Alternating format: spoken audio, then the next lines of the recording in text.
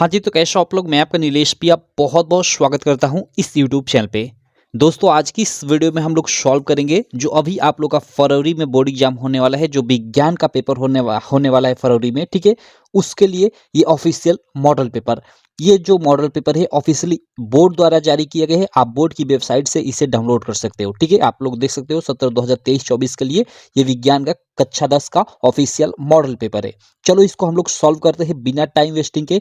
ये बोर्ड द्वारा जारी मॉडल पेपर है, इसलिए काफी इंपॉर्टेंट है। इससे डायरेक्ट क्वेश्चन आपके एग्जाम में फंसेंगे। देखो इसमें सारे के सारे क्वेश्चन जो इस मॉडल पेपर के हैं ना, सारे के सारे क्वेश्चन एग्जाम में आएंगे। इस बात को आप ध्यान में रखना। हम पिछले कई सालों से देख रहे हैं ना, जो मॉडल पेपर होता है बोर्ड द्वारा जारी, उसके सारे के सारे क्वेश्चन एग्जाम में आते हैं। तब कहोगे कि भैया तब तो हमारे 70 में 70 मार्क क्लियर हो गए, तो ऐसा नहीं है, ठीक है? क्योंकि आपका पेपर होता है ना, उसमें जानते हो कि 7-7 सेट होता है। जैसे साइंस का 7 सेट होगा, मैथ का पेपर होगा तो मैथ का 7 सेट होगा पूरे यूपी में, ठीक है? तो सातों सेटों में इसमें से थोड़ी-थोड़ी चीज़ें आती है। किसी में 10 नंबर का आ जाएगा, किसी में 20 नंबर का, किसी में 30 नंबर का, ठीक है? तो चलो आपका कौन-सा सेट मिलने वाला है भाई, ये तो हमें पता नहीं है। तो इसको हम लोग सारा का सारा सॉल्व कर लेते हैं। बाकी कहूँगा, चैनल को आप अभी तक सब्सक्राइब नहीं किए हो तो चैनल को सब्सक्राइब कर लेना और बेल आइकन को भी दबा लेना, जिससे मेरी सारी वीडियो की नोटिफिकेशन आपको मिलती रहे। तो सबसे पहले जो हम लोग के शुरू के 20 ऑब्जेक्टिव होने वाले हैं, 20 मार्क के जो ओएमआर शीट वाले प्रश्न होने वाले हैं, उनको सॉल्व करते हैं, ठीक है? और जितने भी हमारे लक्ष्य बैच के स्टूडेंट हैं, मैं उनको बताना चाहूंगा कि इसका ऑलरेडी पीडीएफ पूरे सॉल्यूशन के साथ, ये ऑब्जेक्टिव के साथ साथ जो इधर आपके सब्जेक्टिव प्रश्न है, ये सब ना, नहीं ये नहीं, ये तो ऑब्जेक्टिव ही है। इधर मैं आपको दिखा देता हूँ, एक मिनट। ओके, यहाँ से ये सब जो आपके ये सब्जेक्टिव प्रश्न है ना, इन सारे प्रश्नों का अच्छे से सॉल्यूशन कर कर जो हम लोग का लक्ष्य बैच है ना, उसमें जो साइंस वाला सेक्शन है उसमें मैंने डाल दिया है, तो आप जाकर वहां से भी पढ़ सकते हो, ठीक है? बाकी चलो, लक्ष्य बैच क्या है मैं आपको भी बता दूं सारे लोगों को। देखो लक्ष्य बैच, उसके बाद इसको मैं सॉल्व करता हूं, ठीक है? लक्ष्य बैच बेसिकली है क्या, हमने अपनी एप्लीकेशन है हमारी यूपीएमएसपी स्टडी, आप प्ले स्टोर पे सर्च करोगे यूपीएमएसपी स्टडी, तो ये ऐप आ जाएगी, इसे आप डाउनलोड कर लेना, ठीक है? इसी ऐप पे हमने लॉन्च किया है लक्ष्य बैच, जिसमें आपको प्रीवियस ईयर पेपर मिलता है। प्रीवियस ईयर पेपर में आपको Hindi, English, math, science, social science, ठीक है? उसके अलावा मैं इसमें आगे चलकर संस्कृत और आर्ट भी अभी ऐड करने वाला हूं। अभी हिंदी, इंग्लिश, मैथ, साइंस और सोशल साइंस, ठीक है? ये आपके सब्जेक्ट हैं, ठीक है? इसके आपको पूरे के पूरे, ठीक है, सातों सातों सेटों का, जैसे 2023 का जो पेपर हुआ था, ठीक है, यूपी बोर्ड का, उसमें हिंदी का 7 सेट हुआ था, मैथ का 7 सेट, तो सातों सातों सेटों का प्रीवियस ईयर पेपर का सॉल्यूशन मिल जाएगा एकदम बेस्ट क्वालिटी में, ठीक है? पीडीएफ के साथ वीडियो भी, ठीक है? उसके द्वारा अभी जो ये बोर्ड मॉडल पेपर जारी किया है, जैसे ये विज्ञान का है, उसी प्रकार हिंदी का, मैथ का, हर सब्जेक्ट का है, तो उसका सॉल्यूशन भी मिल जाएगा पीडीएफ के साथ, वीडियो भी। इस चीज़ को याद रखना। और साथ में आपको उसमें वायरल मॉडल पेपर भी मिलेगा, ठीक है, इन सारे सब्जेक्ट का। तो आप ये लक्ष्य बैच ज्वाइन कर सकते हो। देखो यहाँ पे क्या लिखा गया है कि सभी पेपर का वीडियो सॉल्यूशन के साथ साथ पीडीएफ सॉल्यूशन और मॉक टेस्ट भी मिलेगा, जिससे आप एग्जाम में 80 से 90% फोड़ सको। जी हाँ मेरे दोस्त, बिल्कुल फोड़ोगे।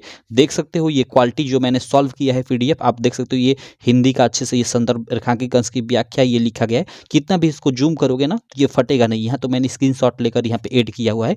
ये मैथ का देख सकते हो, जहाँ फिगर की जरूरत है वहाँ पे ये फिगर बनाया गया है, ठीक? और ये साइंस का देख सकते हो, जहाँ फिगर की जरूरत है वहाँ आप अच्छे से फिगर बनाकर चीज़ों को एक्सप्लेन किया गया है, ठीक है? तो आप इसे ज्वाइन कर सकते हो। ज्वाइन, अब इसका प्राइस क्या होने वाला है? 9 से 99 बिल्कुल नहीं, 6 से 99 नहीं, यार 4 से 99 बिल्कुल नहीं। केवल और केवल पूरे आपके एग्जाम टाइम के लिए। ऐसा नहीं कि 1 महीने की फीस है, पूरी फीस मात्र 2 से 99 रुपये है। तो आप सीधे ये ऐप डाउनलोड करना और इस ऐप पे ज्वाइन कर लेना, ठीक है? अगर वहाँ पे ज्वाइन करने में कोई दिक्कत आ रहा है, पेमेंट करने में कोई दिक्कत आ रहा है, तो वहाँ पे क्यूआर कोड भी दिया गया है। सीधे क्यूआर कोड पे आप पेमेंट कर सकते हो, या फिर मेरा ये जो नंबर है ना, ठीक है, ये वहाँ पे आपको मिल जाएगा। आप क्यूआर कोड पे पेमेंट करने के बाद इस नंबर पे मैसेज कर देना, ठीक है? तो आपको बैच में ऐड कर दिया जाएगा, ठीक है? तो चलो, ये तो आप बहुत बातें हमारे लक्ष्य बैच के बारे में, इसको मैं साइड में रखता हूँ। अब हम लोग जो मॉडल पेपर है ऑफिशियल ये बोर्ड वाला, इसको सॉल्व करते हैं। देखो इसमें सबसे पहला जो प्रश्न है वो क्या है कि 2 पृष्ठों से घिरा हुआ कोई पारदर्शी माध्यम, देखो यहाँ पे पारदर्शी माध्यम बोला जा रहा है, जिसका एक या दोनों पृष्ठ गोलीय है, यहाँ पे डॉट डॉट कहलाता है। यहाँ पे क्या भरा जाएगा? तो देखो भाई, 2 पृष्ठों से दो पृष्ठों से घिरा हुआ कोई पारदर्शी माध्यम, यहाँ पारदर्शी बोल दिया। तो ऑप्शन में देखो गोलीय दर्पण, त्रिज्या, गोलीय लेंस या समतल दर्पण। देखो त्रिज्या का तो कोई मतलब ही नहीं है, यहाँ पे दर्पण हो ही नहीं सकता। दर्पण इसलिए नहीं हो सकता क्योंकि पारदर्शी माध्यम बोल रहे हैं और पारदर्शी दर्पण नहीं होता। दर्पण जो भी होता है उत्तल अवतल उसके एक तरफ से कलई की होती है, तो ये दर्पण आपका मतलब वो क्या होता है कि पारदर्शी नहीं होता है। तो दर्पण तो ऐसे ही दोनों समतल दर्पण गोलीय दर्पण खत्म हो जाएंगे। ठीक है, तो आपका सही ऑप्शन सी वाला हो जाएगा, गोलीय लेंस। ठीक है, चलो तो ये फर्स्ट क्वेश्चन रहा। सेकंड क्वेश्चन देखते हैं। दंत विशेषज्ञ मरीजों के दांतों का बड़ा प्रतिबिंब देखने के लिए किस दर्पण का उपयोग करते हैं? ठीक है, देखो यहाँ पे जो दंत विशेषज्ञ होते हैं, दंत विशेषज्ञ या कोई भी मतलब डॉक्टर जो अंदरूनी पार्ट होता है, जैसे हम लोग का जैसे कान के अंदर कुछ चीज़ें देखनी हो, ठीक है, या दांतों का मतलब बड़ा प्रतिबिंब देखना हो, ठीक है, यानी छोटी वस्तु का बड़ा प्रतिबिंब देखना हो, तो उसके लिए हमेशा अवतल दर्पण का उपयोग करते हैं। जी हमें दोस्त, उसके लिए हमेशा किस दर्पण का? तो अवतल दर्पण का उपयोग करते हैं। ऐसा क्यों?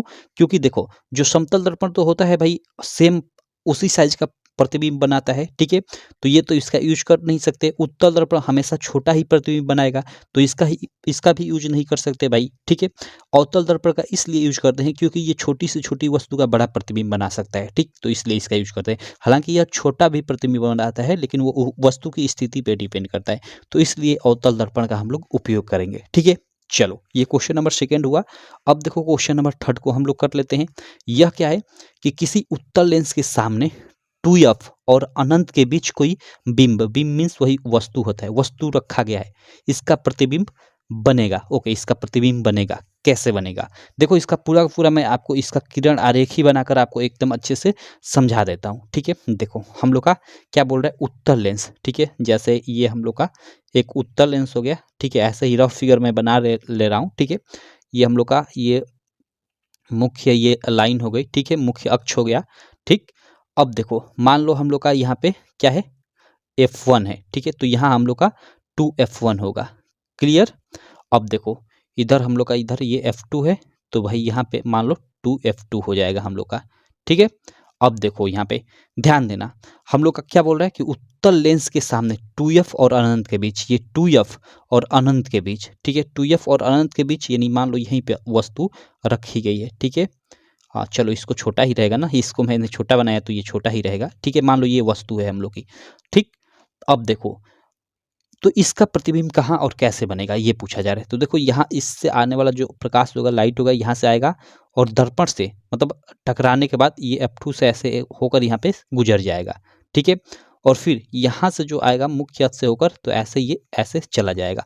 तो देखो यहाँ पे मैंने एग्जैक्ट नहीं बनाया है, मतलब ये आकर ये जो दोनों किरणें काटेंगी यहाँ बीच में ही कहीं काटेंगी, तो F2 और 2F2 के बीच में प्रतिबिंब बनेगा। और जो प्रतिबिंब बनेगा ना वो एक तरह से मतलब वास्तविक होगा। ठीक है, क्या होगा, वो वास्तविक होगा और उल्टा होगा, क्योंकि इधर ये मुख्य अक्ष के नीचे बन रहा है, तो प्रतिबिंब जो होगा वो क्या होगा, वास्तविक होगा और उल्टा होगा। और जो वस्तु होगी वस्तु से छोटा ही बनेगा। क्लियर है, वस्तु से क्या बनेगा, छोटा ही बनेगा। तो यहाँ पे देखो वास्तविक, उल्टा और छोटा, फर्स्ट ही वाला आपका बिल्कुल राइट ऑप्शन हो जाएगा। यहाँ बड़ा नहीं बनेगा, छोटा बनेगा, बड़ा नहीं छोटा बनेगा। ठीक, तो ये फर्स्ट वाला। बाकी देखो चाहे उत्तल लेंस हो गया, ठीक है, अवतल लेंस हो गया, उत्तल दर्पण, अवतल दर्पण, सबके द्वारा जो बनने वाला प्रतिबिंब है ना उसका किरण आरेख आपको अच्छे से बनाना आना चाहिए। ठीक है, क्योंकि इससे रिलेटेड एग्जाम में क्वेश्चन आपका सब्जेक्टिव प्रश्न भी पूछा जाता है, तो इसलिए अवतल दर्पण द्वारा बनने वाले प्रतिबिंब का किरण आरेख आपको खींचना आना चाहिए। उत्तल दर्पण द्वारा, उत्तल लेंस द्वारा और अवतल लेंस द्वारा, सारे के सारे के द्वारा किरण आरेख खींचना आपको आना चाहिए। ठीक है, चलो अगला चलते हैं 3 के बाद 4 नंबर प्रश्न पे। देखो ये उपखंड क हम लोग सॉल्व कर रहे हैं, जिसके अंतर्गत आपके ये फिजिक्स के प्रश्न है। उपखंड ख के अंतर्गत फिर हो सकता है केमिस्ट्री के होंगे और ग में आपके बायोलॉजी के होंगे। ठीक, क्योंकि आपकी साइंस 3 पार्ट में बटी हुई है, फिजिक्स, केमिस्ट्री और बायोलॉजी। ठीक, तो चलो यहाँ पे चलते हैं अगले प्रश्न पे, तीसरे के बाद चौथे पे।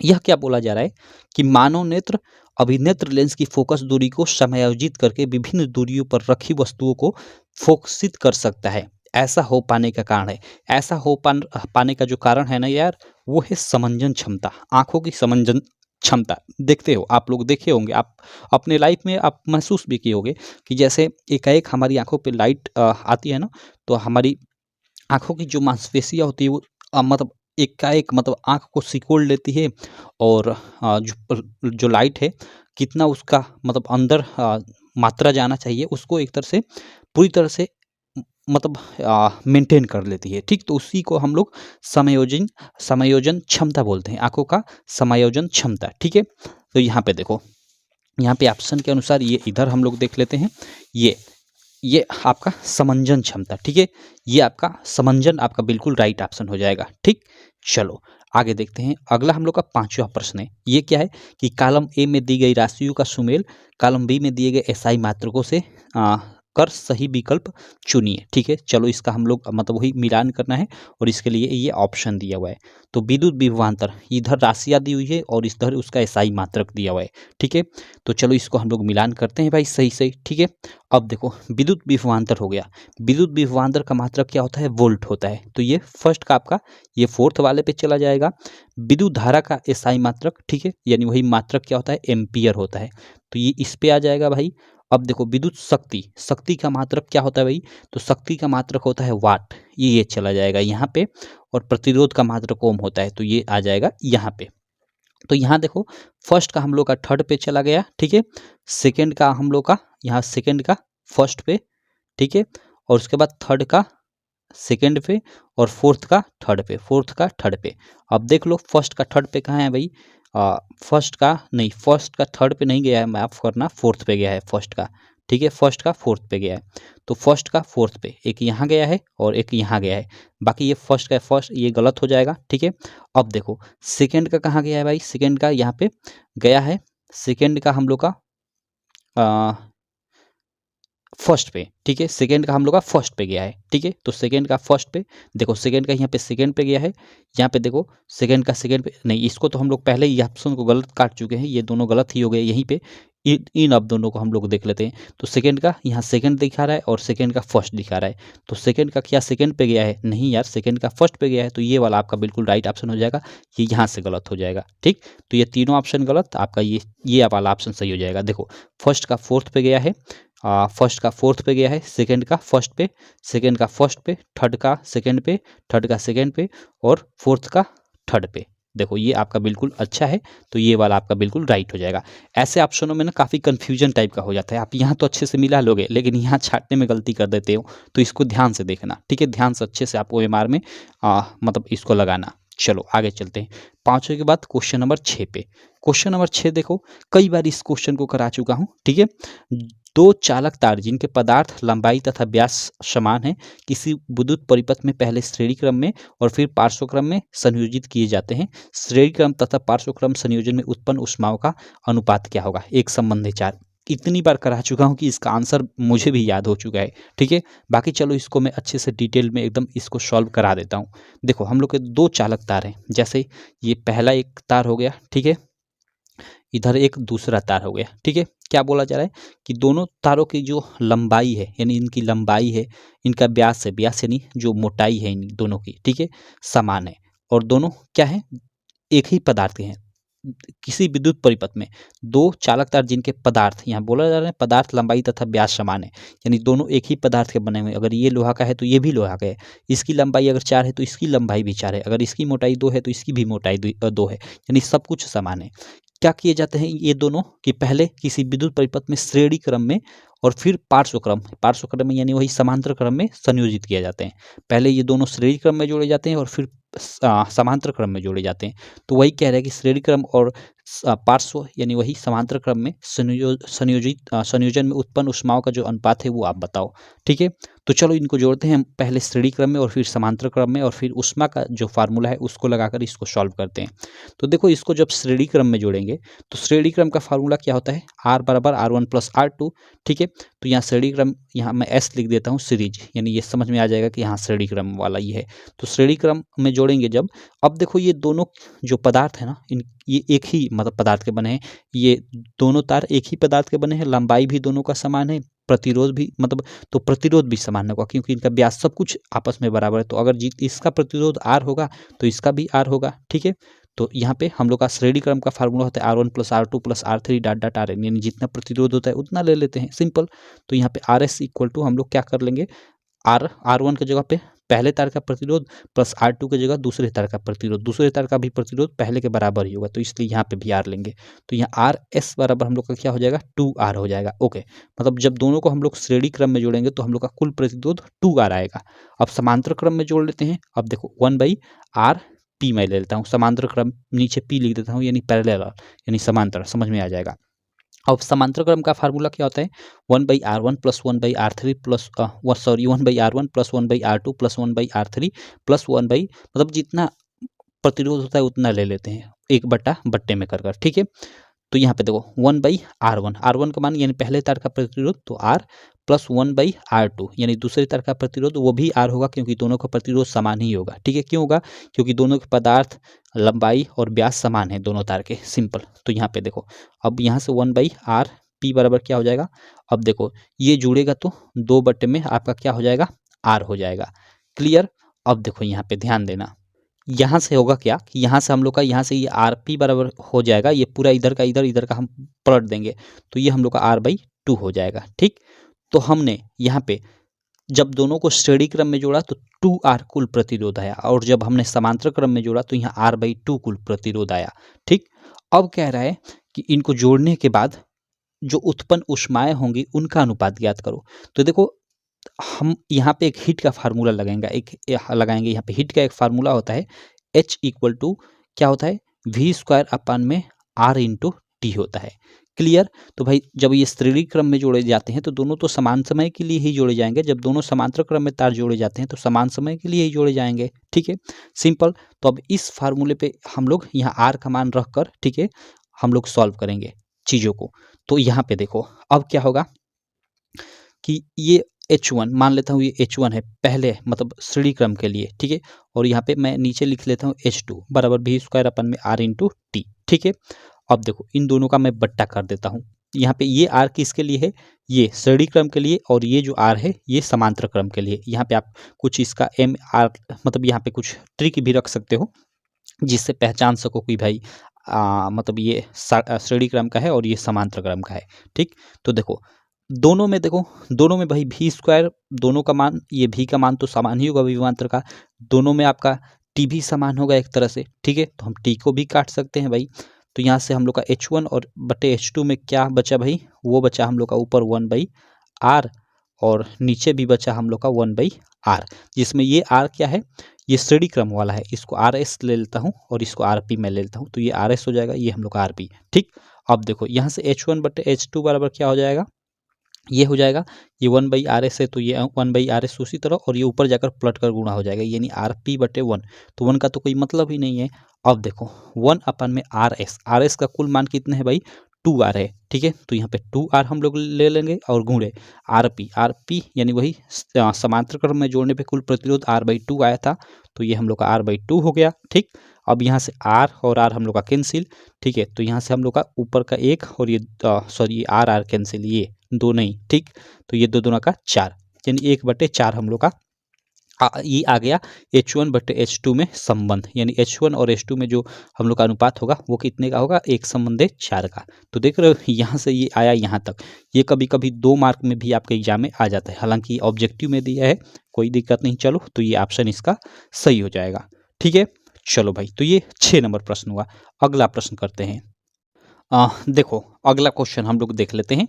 अगला क्वेश्चन हम लोग का 7 नंबर है, ठीक है, कि किसी विद्युत धारावाहिक सीधी लंबी परिनालिका के भीतर चुंबकीय क्षेत्र, ओके, और ऑप्शन दिया कि होगा कि 0 होता है, इसके सिरों की ओर जाने पर घटता है, इसके सिरे की ओर जाने पर बढ़ता है, या सभी बिंदुओं पर समान होता है। तो सही ऑप्शन डी हो जाएगा, सभी बिंदुओं पे समान होता है।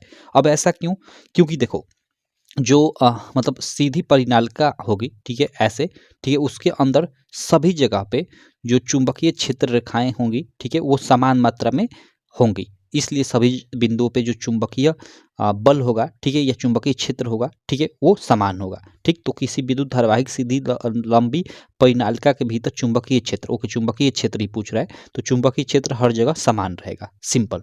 ठीक है, क्योंकि चुंबकीय रेखाएं हर जगह एक समान से वितरित रहेंगी, तो ये आपका बिल्कुल राइट ऑप्शन हो जाएगा। ठीक, चलो अगला है बेंजीन का संरचनात्मक सूत्र है। भाई बेंजीन का फार्मूला क्या होता है? C6H6, सब लोग जानते हो। तो देखो इसमें देख लेते हैं C6H6 कहाँ है। अब देखो इसमें पहला देखो 1 2 3 4 5 6, ठीक है, 6 तो हम लोग का है, 1 2 3 4 5 6। उसके बाद कार्बन देखते हैं, 1 2 3 4 5 6 कार्बन भी है, ठीक है। लेकिन यहाँ पे हम लोग देख लेते हैं, बॉन्डिंग तो ठीक है ना यहाँ पे।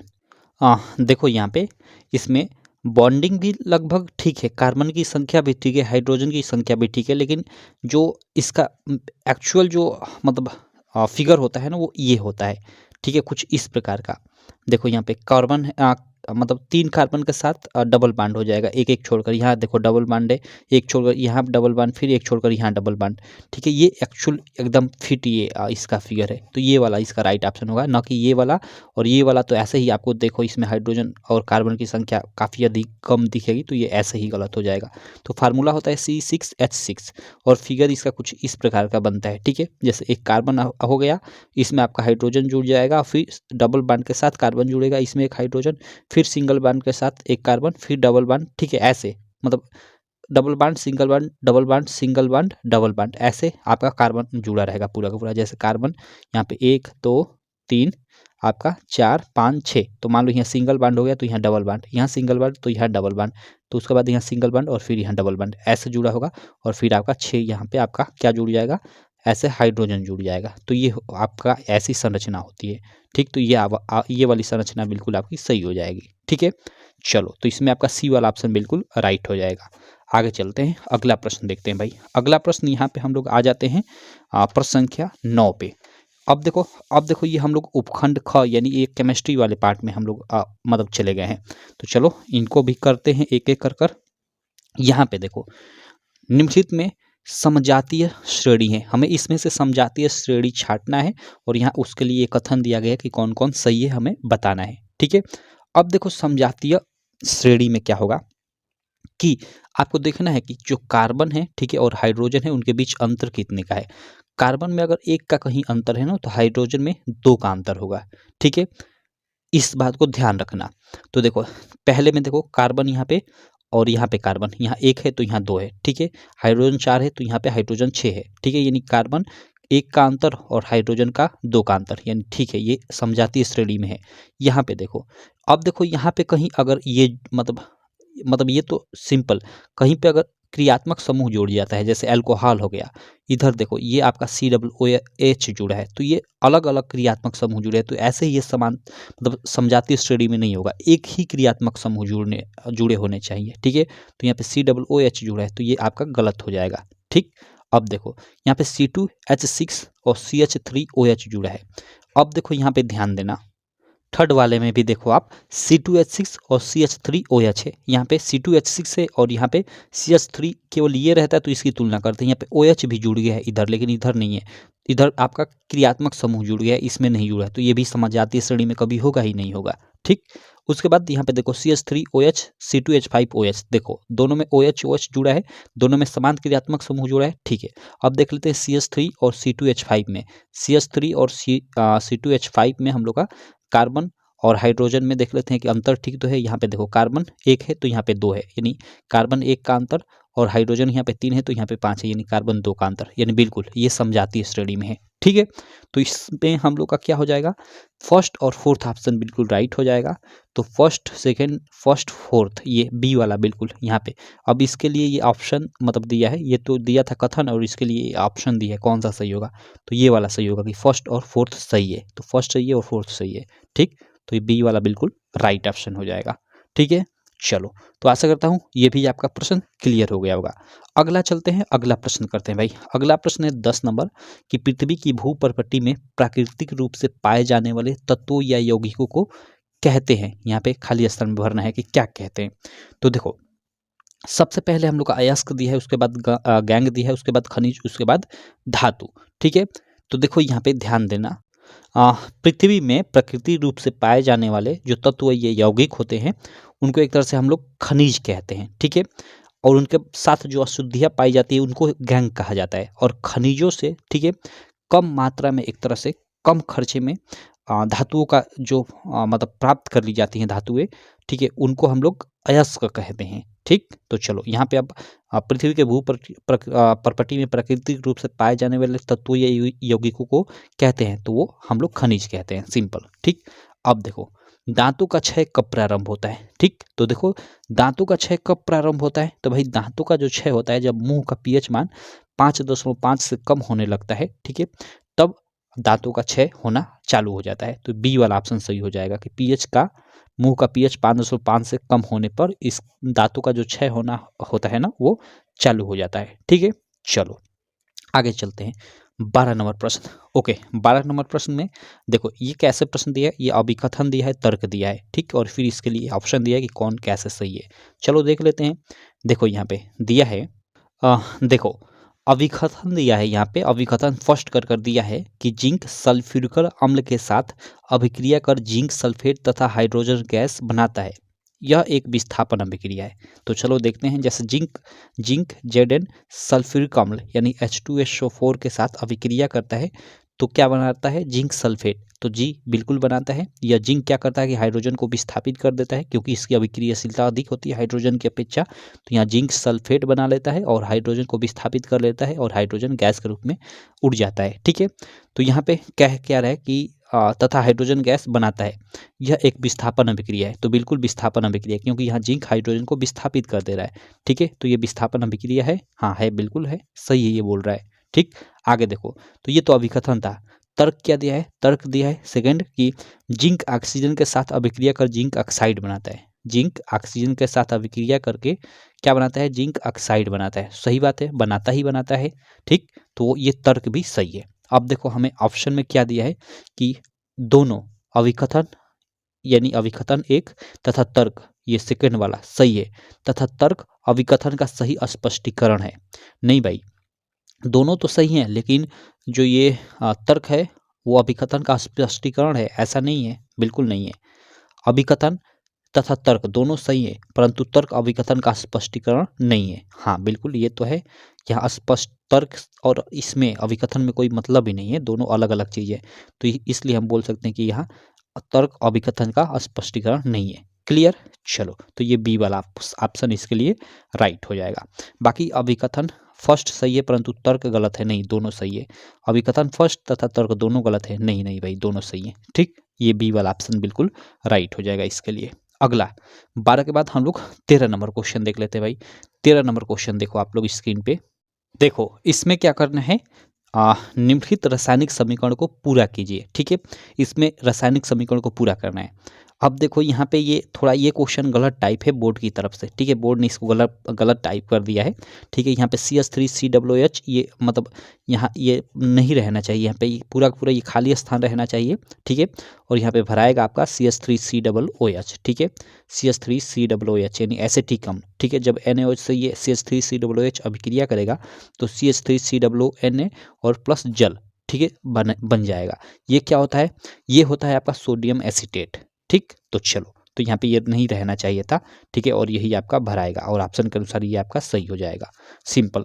चलो इधर आ जाते हैं 13 के बाद 14 नंबर प्रश्न पे। ओके, अब ये देखो आपका ये बायोलॉजी सेक्शन से प्रश्न स्टार्ट हो गए भाई, बायोलॉजी सेक्शन वाले। चलो इनको भी कर लेते हैं फटाफट। यहाँ देखो उपखंड ग, ये आपका बायोलॉजी सेक्शन से होगा। इसमें पहला है कि अंतःश्वसन के दौरान वायु का सही मार्ग कौन सा है, ठीक है। अंतःश्वसन के दौरान वायु का सही मार्ग हमें यहाँ पे बताना है, ठीक है। तो देखो पहला ऑप्शन है क्या कि नासाद्वार, कंठ, ग्रसनी, श्वास नली, फेफड़े। बिल्कुल ये है, पहला ही राइट ऑप्शन हो जाएगा। हम लोग नासाद्वार यानी नाक के द्वार से भाई वायु प्रवेश करती है, फिर कंठ में जाती है भाई, और उसके बाद कंठ के बाद, ठीक है, याद रखना, ठीक है, यहाँ पे ध्यान देना। देखो सॉरी माफ़ करना, ठीक है, ये आपका फर्स्ट नहीं सही होना चाहिए। क्यों, क्योंकि देखो यहाँ पे ग्रसनी बोला है, ठीक है। देखो दो चीज़ें होती है, ग्रसनी होती है, एक आपकी ग्रसिका होती है, ठीक है, एक आपकी क्या होती है, ग्रसिका होती है, ठीक है। तो कंठ के नीचे गर्सिका होती है। गर्सिका को हम लोग ग्रास नली या भोजन की नली भी बोलते हैं। ठीक है, देखो भोजन सबसे पहले हम लोग मुख से प्रवेश करते हैं या फिर और श्वास हम लोग नाक से लेते हैं। ठीक है, तो यहाँ दोनों का जो यहाँ पे मिलन होता है, जहाँ पे जाकर वहीं पे आपका क्या होता है, ग्रसनी होता है। ठीक है, और फिर उसके नीचे आपका क्या होता है, कंठ होता है भाई।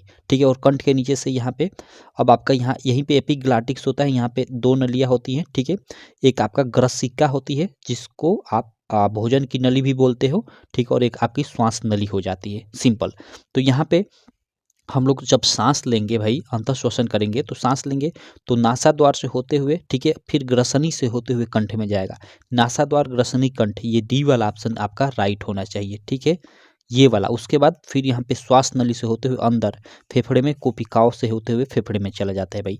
तो ये ऑप्शन सही होना चाहिए, न कि ये। ठीक है, यहाँ पे ग्रसनी, कितने लोग इसको इसको ध्यान रखना, ये ग्रसनी है। ग्रसिका मैं भी इसको समझा, ग्रसिका अलग चीज होती है, ग्रसिका इस उसके हिसाब से मैं इसको सही कर दिया। ये ग्रसिका नहीं, ग्रसनी है। तो ग्रसनी कंठ से पहले ही पड़ेगी। ठीक है, जहाँ मतलब कंठ के एकदम ऊपर ही समझ जाओगी। ठीक, चलो भाई, तो ये आपका डी वाला आपका राइट ऑप्शन होगा। क्लियर, चलो आगे चलते हैं। ये हम लोग प्रश्न संख्या 14 के बाद 15 नंबर करते हैं। देखो यह क्वेश्चन क्या है कि निम्नलिखित कथन तथा कारण को पढ़कर दिए गए विकल्पों में से सही विकल्प का चयन कीजिए। ठीक है, यहाँ पढ़ते हैं हम लोग।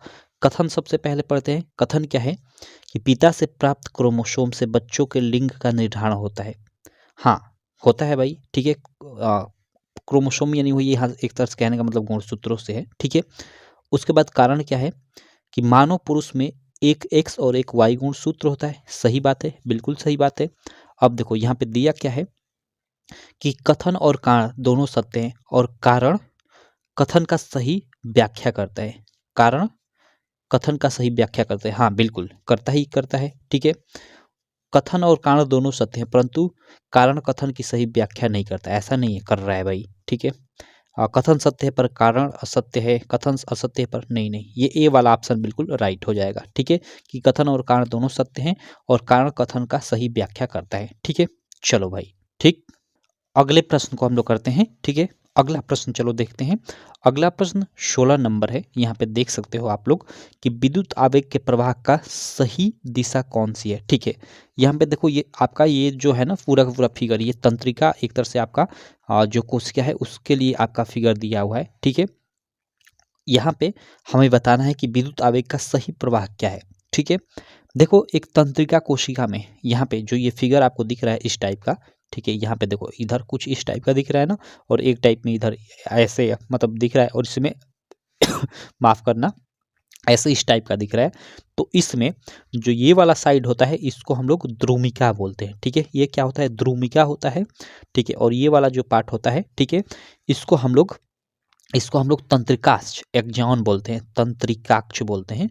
ठीक है, और जो ये वाला पार्ट होता है, ठीक है, इसको मतलब तंत्रिका का मतलब अंतिम सिरा हम लोग बोल देते हैं। ठीक है, तंत्रिका का एक तरह से इसको हम लोग अंतिम सिरा बोल देते हैं। ठीक है, चलो तो यहाँ पे क्या होता है, कैसे चीज़ें होती हैं, यहाँ पे ध्यान देना। ठीक है, यहाँ पे जो विद्युत आवेग होता है उसका प्रवाह कैसे होता है, यहाँ पे मैं आपको बता देता हूँ। ठीक है, एक मिनट। ओके, चलो यार माफ़ करना, अभी मोबाइल में बहुत सारा मैसेज आ रहा था। ठीक है, उसको मैंने फ्लाइट मोड डाल दिया। चलो कोई दिक्कत नहीं। तो देखो यहाँ पे होता क्या है कि जो सूचनाएं होती है ना, ठीक है, वो पहले द्रुमिका में प्रवेश करती हैं। ठीक है, या जो भी चीज़ें हो गई द्रुमिका में प्रवेश करती हैं और तंत्रिकाक्ष से होते हुए, और इसके जो ये अंतिम सिरा होता है इसमें से निकल कर फिर अगली अगली जो तंत्रिका होती है उसकी द्रुमिका में प्रवेश करती हैं। ठीक है, तो देखो यहाँ क्या दिखाया गया है, ये देखो तीर, देखो यहाँ पे तीर का ध्यान देना, तीर इधर का, ये देखो ऐसे ये दिखाया जा रहा है। ठीक है, यानी हम लोग का सूचनाएं इधर से आ रही हैं। ठीक है, यानी इसमें प्रवेश कर रही हैं, और ये क्या अंतिम सिरा है, तो क्या इसमें प्रवेश करेगी, नहीं करेगी भाई। अब देखो इसमें क्या दिखाया गया, ये तीर इधर दिखाया गया है, इधर दिखाया गया है, यानी आवेग इधर से आ रहा है। तो आवेग इसमें, ये इसमें सबसे पहले मतलब आ रहा है। तो क्या ऐसा संभव है भाई, ये तो अंतिम सिरा है, इससे तो निकलता है। तो बिल्कुल नहीं, ये भी संभव नहीं है। इसमें देखो ये तीर इधर से दिखाया गया है, इधर से देखो यहाँ पे ये तीर दिखाया गया है, शायद आपको साफ न दिखे लेकिन इस तरह से दिखाया गया है। यदि सूचनाएं सबसे पहले यहाँ पहुंच रही है, बिल्कुल यहाँ पहुंचती है, ठीक है। ये द्रुमिका है, ठीक है, द्रुमिका में आती है सबसे पहले। उसके बाद ये तंत्रिकाक्ष होते हुए अंतिम शिरा में पहुंचती है और यहाँ से निकल जाती है और फिर अगली कोशिका के द्रुमिका में प्रवेश करती है। तो देखो ये इसके बाद सूचना इसमें आपका प्रवेश कर जाएगी और फिर ये तंत्रिकाक्ष से होते हुए अंतिम शिरा से ऐसे निकल जाएगी। तो बिल्कुल ये वाला आपका राइट है। ये क्यों गलत है, फोर्थ वाला इसको देख लेते हैं। देखो सूचना इसमें दिखाया गया कि ऐसे जा रही है, ठीक है। यहाँ देखो ये तो आपका द्रुमिका है, ठीक है, इसमें प्रवेश कर जाएगा। फिर यहाँ पे देखो तंत्रिकाक्ष से होते हुए अंतिम शिरा में से ये निकल जाएगा, लेकिन यहाँ प्रवेश नहीं करेगा क्योंकि ये तो निकलने वाला शिरा है, अंतिम शिरा है, ठीक है। तो फिर यहाँ पे ये गलत हो जाएगा, तो इसलिए ये वाला ऑप्शन बिल्कुल राइट हो जाएगा आपका। क्लियर, चलो भाई, ये आपका फर्स्ट सेकेंड, ये आपका थर्ड था, ठीक है, तो ये थर्ड वाला राइट हो जाएगा। अगला प्रश्न हम लोग देखते हैं। अगला प्रश्न 17 नंबर। यह प्रश्न देख सकते हो आप लोग। यह प्रश्न है कि थायरॉक्सिन के बारे में कौन सा कथन सही नहीं है। ओके, थायरॉक्सिन, देखो थायरॉक्सिन क्या होता है, एक हार्मोन होता है जो थायराइड ग्रंथि द्वारा स्रावित होता है, ठीक है। तो यहाँ बताना है, इसके लिए ये हमें दिया है ऑप्शन चार्ट है, इसमें से कौन था जो मतलब ऑप्शन है वो सही नहीं है, वो हमें बताना है, ठीक है। चलो देखते हैं। पहला है कि थायरॉक्सिन के संश्लेषण के लौह आवश्यक है। ऐसा नहीं है भाई, लौह नहीं बल्कि आयोडीन आवश्यक है। तो यहाँ पहला ये गलत हो जाएगा। तो निम्नलिखित के बारे में कौन सा कथन सही नहीं है, तो पहला ही कथन सही नहीं है। बाकी देखो ये तीनों सही होंगे। देखो, यह शरीर में कार्बोहाइड्रेट, प्रोटीन और वसाओं के उपापचय का नियमन करता है। हाँ बिल्कुल करता है। उसके बाद थायरॉक्सिन के संश्लेषण के लिए थायराइड ग्रंथि को आयोडीन की आवश्यकता होती है। हाँ बिल्कुल होती है, ठीक है। और थायरॉक्सिन को थायराइड हार्मोन भी कहते हैं। हाँ कहते ही हैं, ठीक है। तो ये देखो आपका ये 3 ऑप्शन हो गया, ठीक है, सही। ये आपका पहला वाला गलत हो गया, तो हमें गलत ही छांटना था। तो ये आपका एक तरह से सही हो जाएगा और मार्कशीट में इसी को आप लोग लगाओगे। क्लियर, चलो ये 17 नंबर हो गया। उसके बाद 18 नंबर देख लेते हैं। देखो 18 नंबर में ये क्या है कि निम्नलिखित चित्र में जो ए, बी और सी है, इसमें इनका हमें क्रम बताना है। देखो ये आपका ना, ये एक पौधा मतलब उगता हुआ एक तरह से एकदम बीज है, उसका ये फिगर है। आप लोग के बायोलॉजी के किसी चैप्टर में दिया हुआ है। ये आपका ना शायद चना का बीज है, ठीक है। तो देखो इसमें शुरू में चने में आप लोग देखे होंगे, अभी तो यही चने का दिन ही चल रहा है, चना या गेहूं का दिन अभी बोया जा रहा है, ठीक। तो आप लोग देखोगे कि उसमें ना जब चना हम लोग खेतों में बोते हैं तो वह 1-2 दिनों बाद मतलब उसके 2 दल हो जाते हैं, 2 दलों में ऐसे फैल जाता है, ठीक है। वही यहाँ पे 2 ये दल हैं, ठीक है। और एक तो उसका मतलब बीच में से, ठीक है, वो एक भाग नीचे की तरफ जाने लगता है और एक ऊपर की तरफ जाने लगता है। तो यहाँ जो बड़ा दिखाया गया है ना, ये वाला पार्ट, ये नीचे की तरफ जाता है। शुरू में नीचे वाला जो जड़ वाला भाग होता है काफ़ी बड़ा होता है, ठीक है। और उसके बाद ये ऊपर तना वाला भाग छोटा ही होता है एकदम शुरू में। मतलब चना आप बोओगे तो बोया गया होगा 1-2 दिनों का आपके खेतों में, तो आप जाकर उखाड़ कर देखना। 1-2 दिन नहीं, कम से कम 2-4 दिन, ठीक है, आप जाकर देखना। तो इसमें जो ये ऊपर वाला पार्ट होता है, जो तना वाला पार्ट होता है, जिसको ए बोला गया है, इसको हम लोग क्या बोलते हैं भाई?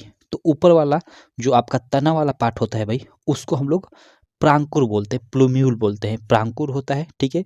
और नीचे वाला पार्ट आपका भाई मूलांकुर होता है, यानी मूल होता है, ठीक है, जड़ होता है। ये क्या होता है? मूलांकुर होता है। और बीच वाला ये जो दोनों दल होता है, जब तक कि ये तना बड़ा ना हो जाए, उसमें मतलब पत्तियाँ ना आ जाए जिससे वो भोजन बनाए, तो उसी से ये मतलब ये भोजन प्राप्त करता है। तो ये दल होता है जिसमें प्रोटीन वोटीन सब होता है, तो इसको हम लोग बीजपत्र बोलते हैं। ये क्या होता है? बीजपत्र होता है। तो ऊपर वाला सबसे ये ए वाला पार्ट आपका क्या हो जाएगा? प्रांकुर। तो देखो ऊपर वाला प्रांकुर, उसके बाद आपका ये बीजपत्र बी वाला, और ये नीचे मूलांकुर। तो प्रांकुर, बीजपत्र, मूलांकुर, देखो ये सी वाला आपका बिल्कुल राइट ऑप्शन हो जाएगा, ठीक। चलो, तो ए बी सी का क्रम बताना था। तो ए सबसे पहले आपका प्रांकुर, उसके बाद बी आपका क्या हो जाएगा? बीजपत्र, और उसके बाद मूलांकुर। प्रांकुर, बीजपत्र और मूलांकुर, ठीक। चलो भाई, आगे देखते हैं अगला प्रश्न। अगला प्रश्न प्रश्न संख्या 19 है कि जनन की अलैंगिक विधि से उत्पन्न संतति में परस्पर अधिक समानता होती है, क्योंकि देखो जनन की जो अलैंगिक विधि है, ठीक है, उसमें क्या होता है कि केवल एक ही जीव भाग लेता है। क्लियर। तो यहाँ पे देखो फर्स्ट दिया है कि अलैंगिक जनन में ही केवल एक जनक भाग लेता है। सही बात है, अलैंगिक जनन में युग्मज शामिल नहीं होते। हाँ, युग्मज मीन्स 2 जोड़ी शामिल नहीं होते भाई, बिल्कुल सही है, ठीक। अलैंगिक जनन लैंगिक जनन से पहले होता है, ऐसा तो कोई नहीं है, ऐसी बात नहीं है। अलैंगिक जनन लैंगिक जनन के बाद होता है। तो ऐसा भी कोई बात नहीं है भाई, ठीक है। तो ये वाले दोनों सही हो जाएंगे, ठीक। और देखो अलैंगिक जनन मुकुलन मतलब ये अलैंगिक जनन जनन की एक विधि है जो हाइड्रा में पाया जाता है, ठीक है। हाइड्रा में मुकुलन द्वारा जनन होता है, ठीक है। और एक अमीबा होता है जिसमें द्विखंडन द्वारा होता है, ठीक है। अमीबा में क्या होता है कि देखो अमीबा में आ, होता है कि अमीबा जो एक मतलब जीव होता है वो धीरे धीरे मतलब दो पार्टों में टूटकर एक नया जीव बन जाता है, उससे मतलब टूट जाता है। और जो मुकुलन हाइड्रा में होता है उसमें क्या होता है कि उस जीव के किसी एक पार्ट से मतलब ऐसे फोड़ा टाइप का निकलता है, ठीक है। और धीरे धीरे वो एक अलग से जीव में बदल जाता है, ठीक है। तो यही होता है। तो जो अलैंगिक जनन होता है दो विधियों से होता है, एक मुकुलन द्वारा एक द्विखंडन द्वारा, ठीक है। मुकुलन द्वारा हाइड्रा में होता है, ठीक है। और द्विखंडन द्वारा अमीबा में होता है। दोनों की दोनों अलैंगिक जनन की ही विधियां हैं, सिंपल, ठीक। चलो ये 19 नंबर हो गया। और 20 नंबर हम लोग का और अंतिम प्रश्न है एमसीक्यू का कि एक आहार श्रृंखला में तीसरे पोषी स्तर पर हमेशा कौन होता है। भाई एक आहार श्रृंखला में तीसरे पोषी स्तर पर हमेशा एक मांसाहारी जीव या मांसाहारी प्राणी होता है, ठीक है। तो ये वाला आपका इसका फर्स्ट ऑप्शन बिल्कुल राइट हो जाएगा, ठीक है।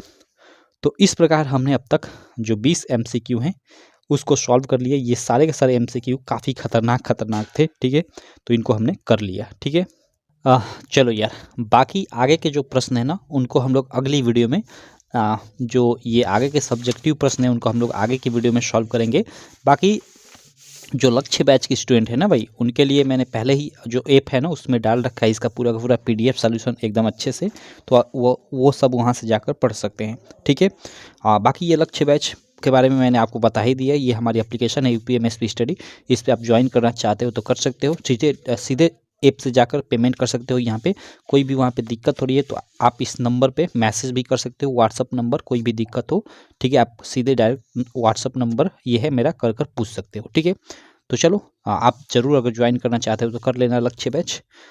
मैं मिलता हूँ आपसे नेक्स्ट वीडियो में। चलो तब तक के लिए थैंक यू।